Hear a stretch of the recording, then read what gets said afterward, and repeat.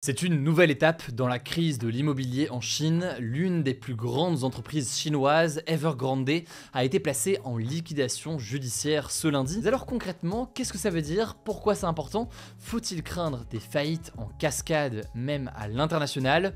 Salut, c'est Hugo, j'espère que vous allez bien et comme chaque jour, vous le savez, on est parti ensemble pour une nouvelle plongée dans l'actualité en une dizaine de minutes. Ce lundi, un tribunal de Hong Kong a donc placé la société Evergrande, qui est l'une des plus grandes entreprises chinoises, en liquidation judiciaire.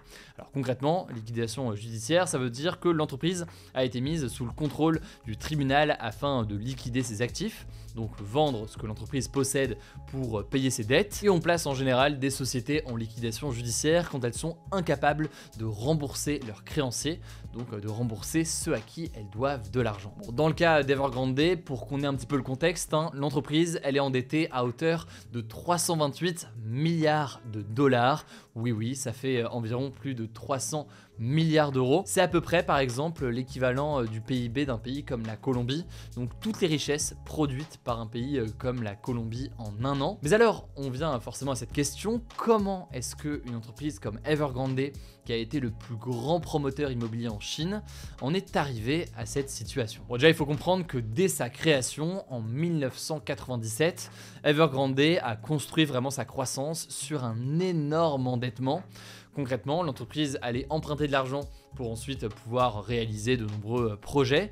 La logique, c'était de se dire que ces projets qui étaient menés allaient rapporter suffisamment d'argent pour ensuite rembourser les emprunts et ainsi de suite pouvoir multiplier les projets. Bon, alors au début, ça marchait plutôt bien puisque les propriétaires payaient ces nouveaux logements avant même qu'ils ne soient construits et donc ça permettait à Evergrande de financer facilement de nouveaux projets et d'avoir une sorte de cercle vertueux en quelque sorte.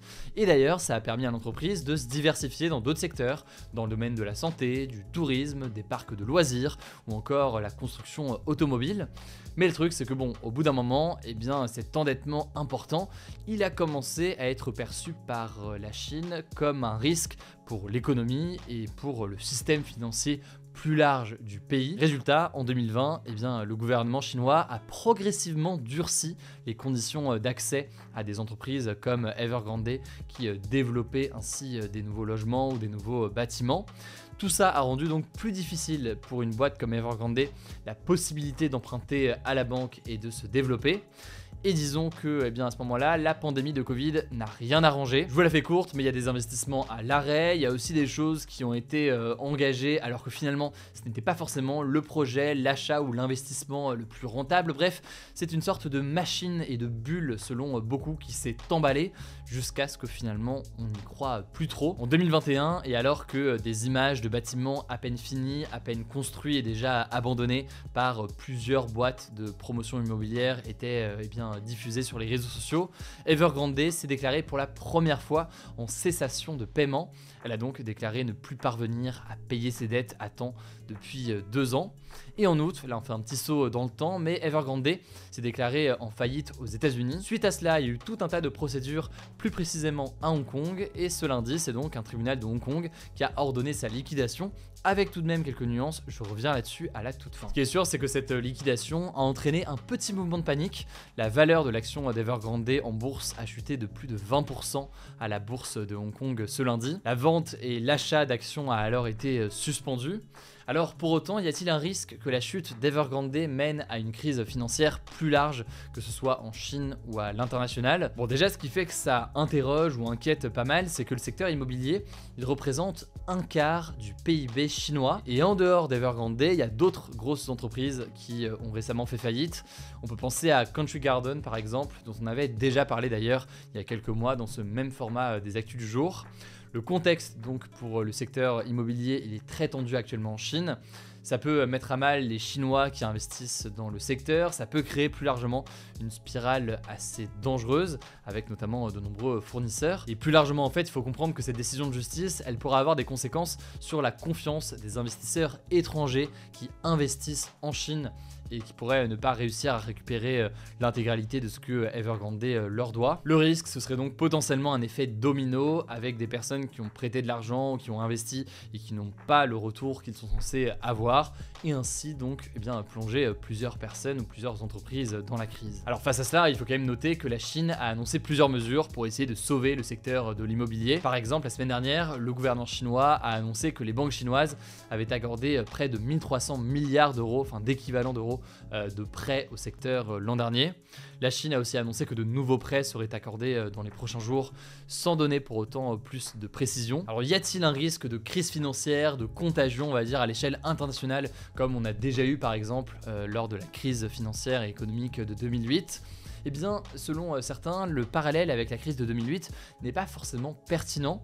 En effet, il faut voir ici que les autorités ont a priori les moyens d'empêcher que la crise immobilière devienne une crise financière aussi importante. Par ailleurs, il faut comprendre que ces entreprises de promotion immobilière en Chine ne sont pas aussi interconnectées avec l'international, en tout cas pas autant que n'ont pu l'être d'autres entreprises dans le passé, et notamment dans la crise financière de 2008. Cela dit, il faut quand même noter quelque chose, Evergrande a annoncé pour le moment poursuivre ses activités, alors que la procédure pourrait prendre énormément de temps. Et par ailleurs, il faut noter qu'il y a des questions de filiales entre, en l'occurrence, cette décision à Hong Kong et la Chine continentale. Je rentre pas dans les détails là-dessus, je vous laisse des liens en description pour en savoir plus. N'hésitez pas à me dire au passage dans les commentaires si ce genre de sujet lié à l'économie vous intéresse de temps en temps. Je laisse la parole à Samy pour les actualités en bref et je reviens juste après. Merci Hugo et bonjour à tous, on commence avec cette actu. Le ministre de l'Agriculture Marc Fesneau a annoncé ce mercredi que le gouvernement allait fournir une aide de 80 millions d'euros pour soutenir les viticulteurs, donc les personnes qui cultivent la vigne. Un fonds de 20 millions d'euros avait initialement été débloqué pour soutenir les viticulteurs en difficulté, et particulièrement ceux qui avaient été touchés l'an dernier par le mildiou, une maladie causée par des champignons qui a détruit les récoltes et notamment en Gironde, mais les agriculteurs estimaient que ce montant n'était pas suffisant et augmenter ce fonds était donc l'une de leurs revendications depuis le début de la crise agricole. Par ailleurs, on en parlait hier, le Premier ministre Gabriel Attal a dévoilé ce mardi de nouvelles mesures pour les agriculteurs, mais ces nouvelles annonces n'ont pas convaincu et les agriculteurs continuent donc ce mercredi leur blocage partout en France et continuent aussi leur siège de Paris. Deuxième actu, l'Assemblée nationale a largement validé ce mardi l'inscription du droit à l'avortement dans la Constitution, donc la loi suprême du pays. L'objectif de cette décision, c'est en fait de compliquer toute tentative de supprimer le droit à l'avortement ou de le limiter si jamais il venait à être menacé. Cette mesure s'inscrit dans un contexte de restriction de ce droit dans le monde, notamment aux États-Unis ou dans certains pays d'Europe. Le texte de loi doit désormais être voté par le Sénat et le Congrès, qui réunit députés et sénateurs. On vous tiendra au courant. Troisième actu, une journée de grève des enseignants dans les écoles, les collèges et les lycées est prévue ce jeudi 1er février. Le FSU-SNUIPP, qui est le principal syndicat des enseignants, prévoit un taux de grévistes de 40% à l'échelle nationale. Rien qu'en région parisienne, 130 écoles seront fermées. Alors il n'y a pas que les enseignants qui feront grève, il y aura aussi les agents de cantine, les animateurs périscolaires ou encore les psychologues scolaires. Concrètement, les grévistes veulent lancer, je cite, un avertissement au gouvernement. Ils réclament notamment une revalorisation de leur salaire, une hausse des recrutements et pour certains, la démission de la ministre de l'Éducation nationale, Amélie Oudéa-Castéra, qui est au cœur de nombreuses polémiques depuis sa nomination.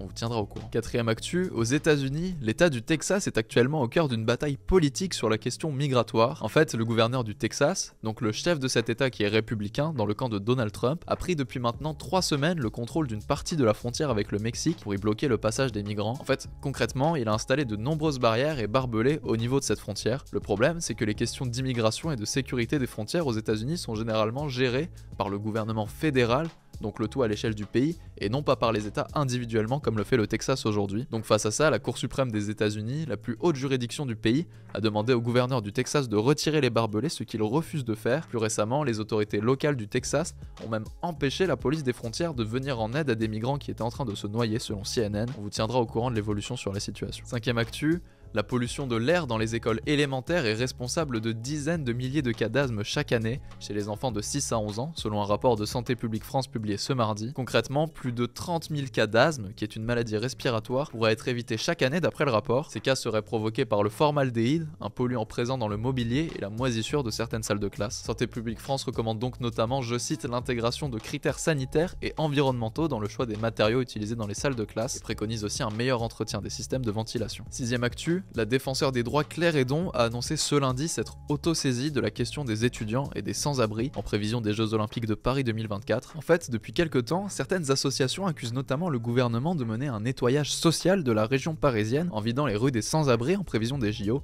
ce que la préfecture de la région d'Île-de-France dément. L'enquête de la défenseure des droits compte donc se pencher sur ce sujet, mais aussi sur la question des plus de 2000 étudiants dont le logement Crous va être réquisitionné pendant l'été pour y loger notamment des pompiers, des soignants ou encore des membres des forces de l'ordre. Et on finit avec une actu culturelle, le label de musique américain Universal Music va retirer ses chansons du réseau social TikTok. Beaucoup de musiques vont donc disparaître de l'application, comme celles de Taylor Swift, Drake, BTS ou encore Billie Eilish qui sont signées chez Universal. En fait, les deux parties ne sont pas parvenues à trouver un accord sur la rémunération des artistes et des auteurs-compositeurs dont les musiques sont utilisées sur TikTok. Et par la même occasion, Universal accuse aussi l'application de ne pas protéger suffisamment les artistes contre les méfaits de l'intelligence artificielle. Merci beaucoup Samy pour ces actualités en bref. Pour plus d'actualités, je vous rappelle qu'on a lancé il y a quelques mois une newsletter gratuite qui vous permet d'avoir chaque jour, gratuitement donc, l'essentiel de l'actualité à l'écrit, avec notamment très régulièrement des liens pour en savoir plus, des recommandations aussi culturelles de plus en plus, bref, tout un tas de choses. Ça se passe sur la newsletter que je vous mets directement en description. Ça vous permet de suivre tout ça et de tester pour voir si jamais ça vous plaît. N'hésitez pas à vous abonner si jamais c'est pas encore le cas. Prenez soin de vous, prenez soin de vos proches et puis je vous dis à demain pour une nouvelle vidéo.